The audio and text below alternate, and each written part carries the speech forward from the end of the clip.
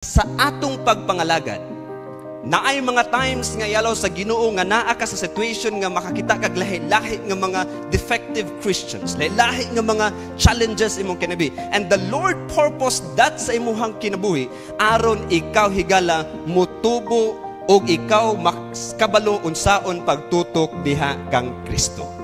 Looking upon Jesus, the author and the finisher of our faith.